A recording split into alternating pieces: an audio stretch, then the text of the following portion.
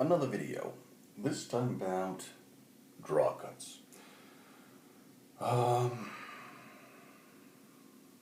When talking about long swords, there is a, in my opinion, funny little misunderstanding about the mechanics of how to perform a draw cut. And when I say draw cut, I don't mean a schnitt, not a pressing slice sort of action, but rather a cut with slicing action, which would be a draw cut. This, it looks really funny, and it doesn't work, but it's something that's repeated often around the internet, which is why I'm now talking about it. I'm not even really sure how to address it because I think it's so silly. Instead, I believe, and I've tested and I've found, that the draw cut works if you perform it in the Japanese way, in the same way you perform a kiri oroshi. That is to say, you do not draw your hands towards your body. And this is also a mistake I think is somewhat prevalent among the Japanese practitioners. That's the wrong word. People who practice kendo and kenjutsu, they also seem to think that you have to draw your hands towards your body. Let me demonstrate. I have my trusty bukto. You get out of the way. You're still in the way.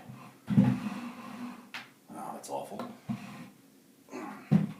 So, the idea seems to be that to perform a draw cut, I'm crouching so that I'm at the ceiling, that you'll perform a cut, and then to add some slicing to that, you have to draw your hands towards yourself, like so. And in the more Western circles, it's explained that yes, you perform a cut, and then you perform a draw, and you come into the flug guard. And it's just silly, it's fucking stupid, it's hilariously dumb. It just doesn't work. If you are cutting, you have to cut through. You have to have the determination, resolve, the intent to have your sword go through the target all the way through to perform a cut. If you are already planning to cut and then draw your hands, you are halting your cut. It doesn't work. Instead, when you want to perform a drawing cut, you have to change the way you do the cut itself. This, how I've figured it out, and which I believe is described in the kiri oroshi technique, is by having the top hand not actually be the driving force in the cut, but rather the bottom hand performing the power, which is how they explain it in kendo. So when you want to perform a drawing cut, you strike, and the top hand is kind of relaxed, and then it gives away a little bit when it hits something. Now when you're doing it against the air, it looks silly, so you need something to hit for it to make any sense. Let's see if I can take that chair and make some sense out of it. No, should I make this work?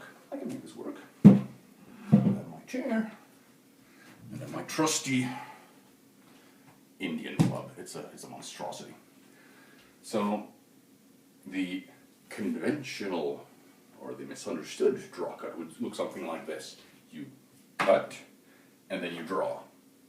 So you're creating a circular acceleration and then you are halted, or you halt yourself and then perform a linear draw, which is two actions, and it just does not work. If you cut through something, you cut through it. The way it should work in the kiri oroshi is because this hand is relaxed enough to give. When you impact against it, the blade angle changes. So if it's seen like this, the blade angle changes until it can go through. Meaning the slicing action is occurring as it passes. So if this were not in the way, range of motion is like such. If this is in the way, I'm going to try not to knock this over. Nothing changes. It just gives a little bit. That is a draw cut. Not this weird halt, pull, breaking your own stance. Because to perform a functional draw cut, you have to have power behind the blade. And if you break your stance, your arms, to like such, you're just using the muscles of your arm, which are pathetic and weak. Look at this, this is just pathetic. You want to use the entire musculature and mass of your body, your entire body, to pull it through. To do that, you have to keep your arms straight. Just the way you can push against something with your arms straight better than you can with your arms bent. That looks stupid.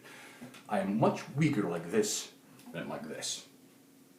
Try to do a push-up. See how long you can stay in this position against the ground, and how long you can stay like this. It's obvious.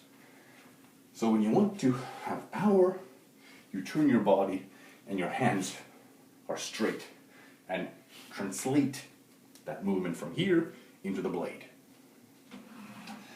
Now, is there a situation where you would do the misunderstood draw cut? Yes, actually.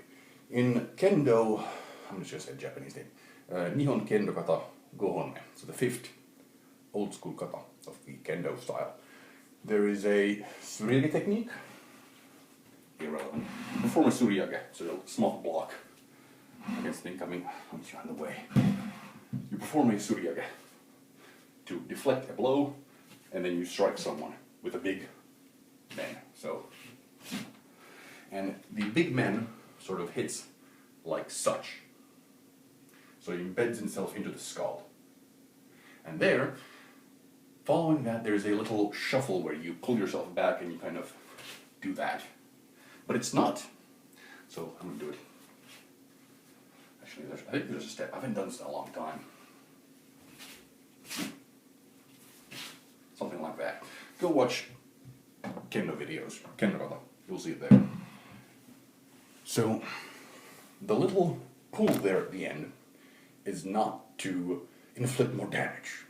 You're not performing more slicing damage to the skull. No, the blade has already embedded itself into the skull. What you want to do is get it loose.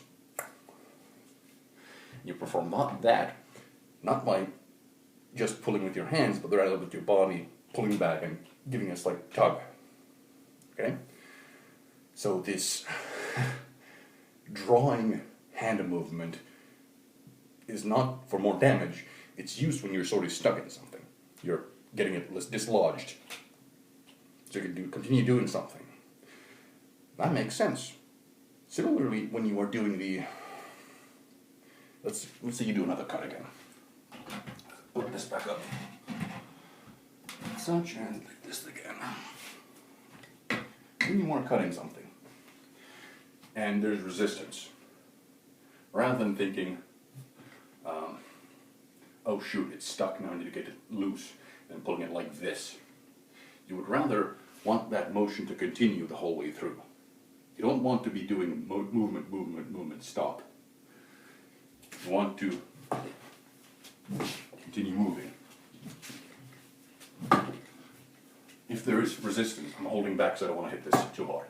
But if I cut into it, and it keeps moving, I can continue my techniques. So, and moving away.